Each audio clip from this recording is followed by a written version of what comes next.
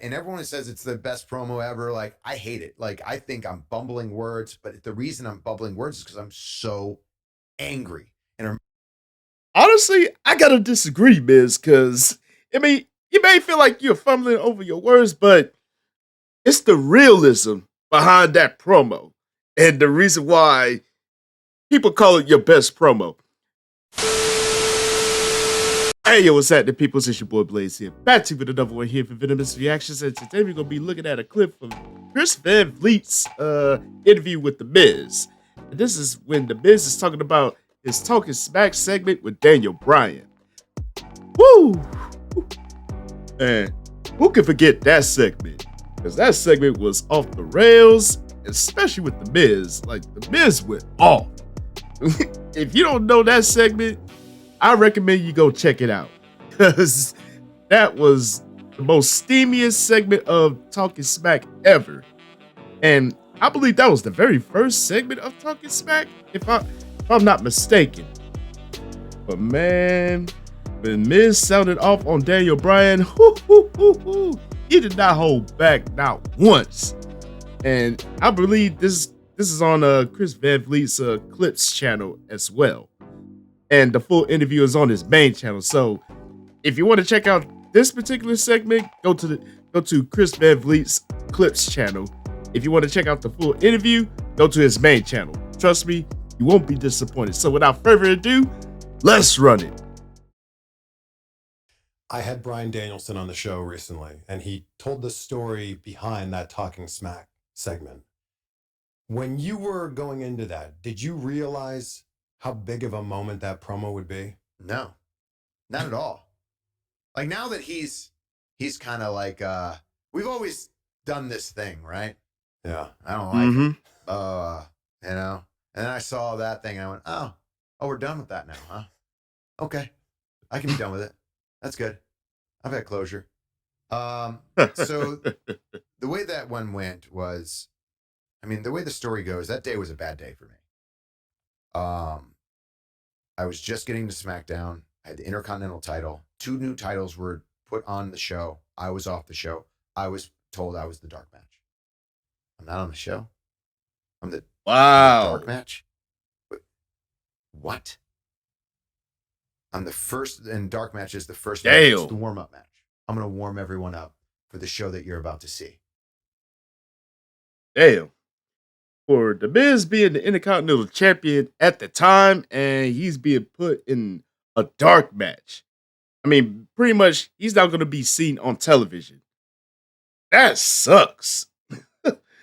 I can see why that would be a bad day, because, you finding out you're going to be in the dark match, you're not even going to be featured on the show. Like, yeah, I would have been feeling some type of way too.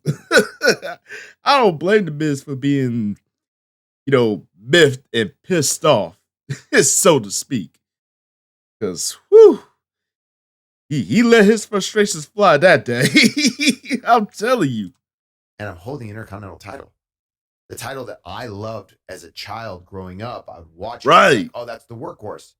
What's the Workhorse doing? Workhorse is doing a dark match. He's not even able to have a minute on the show. Yeah, that does kind of suck. Like, you have the Workhorse title with the Intercontinental Championship, and you're featured in a dark match. Like I said, I would be feeling some type of way too. So I don't blame The Miz one bit. There's this new show, Talking Smack. Nobody was no one knew about it. Like, it was one of those shows that they just started. It didn't really have any groundbreaking things. Like, no one really was talking about it. And I was like, right. But Daniel Bryan was on it. And he was the GM at the time. So I went up to Road Dogg. I go, okay, can you put me on Talking Smack tonight? He goes, you want to be on that? Sure, yeah. Why? I go, he's the GM. I go, okay, cool.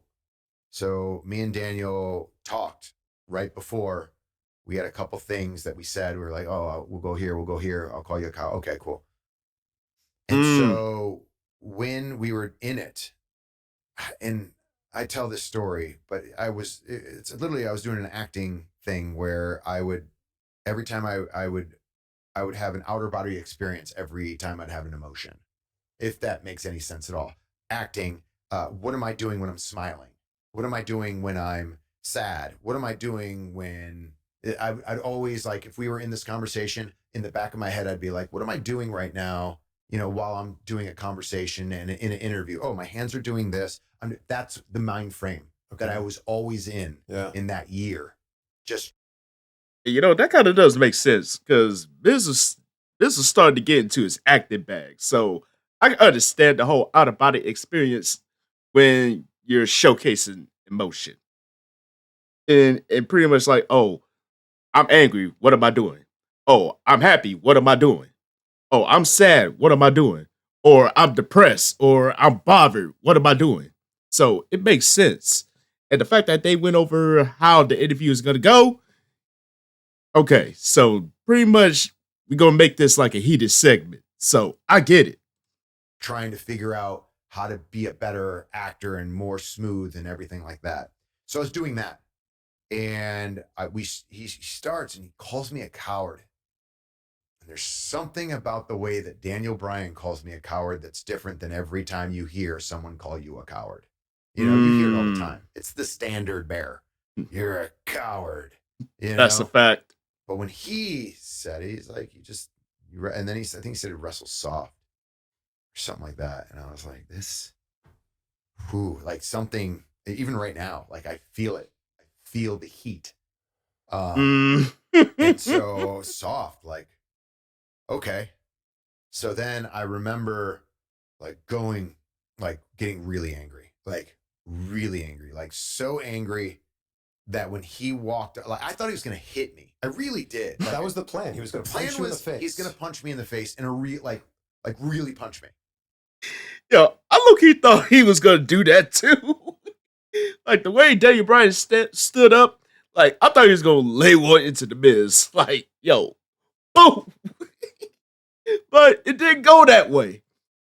And we got from the talking smack segment. And that's better than any punch that anybody could have delivered, from my view. And I was ready. I was like, all right, let's go. But when he walked off, I went. It made like it was one of those moments where you're like,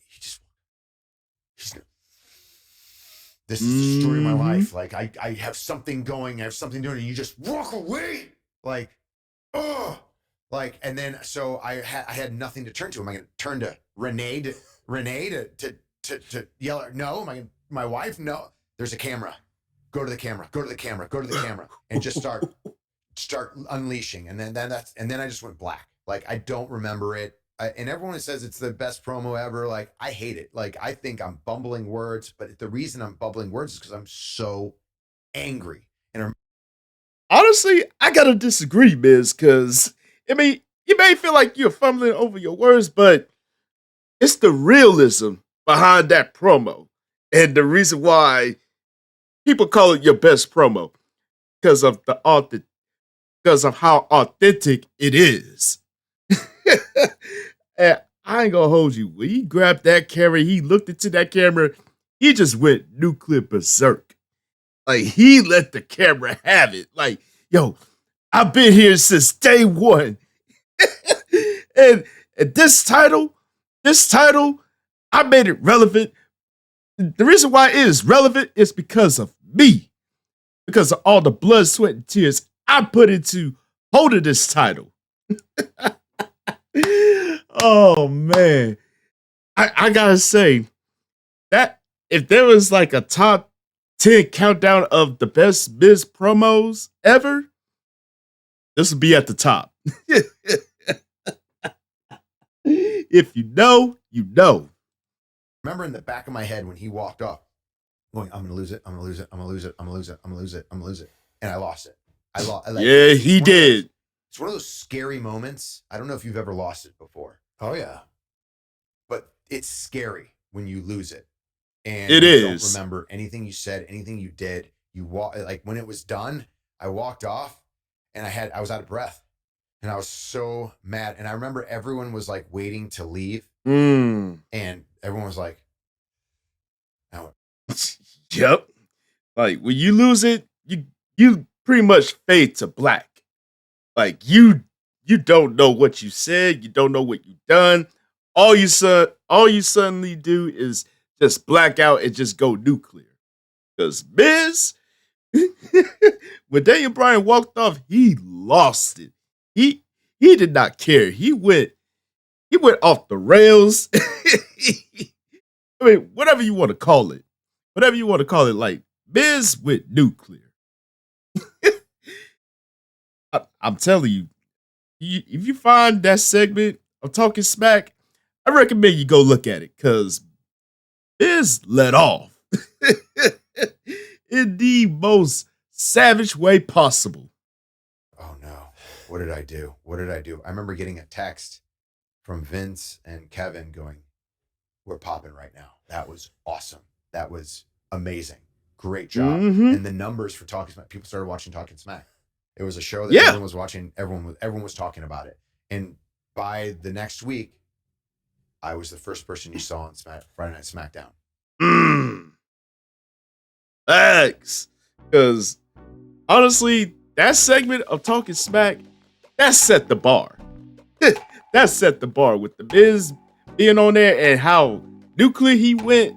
But Daniel Bryan walked off and he just went berserk. Like, he got up in the camera's face like, yo, I don't care who listens to this. Y'all gonna hear my pain. Y'all gonna feel my pain. But man, the fact that The Miz was featured, well, he was the first person you see like after the fact on SmackDown, he was the first person y'all see on the screen. It's because of that segment right there, because of how much people is talking about it. And people are still talking about it to this day. How epic that was because of how authentic it felt. Because Miz, I can understand why Miz was having a bad day that day.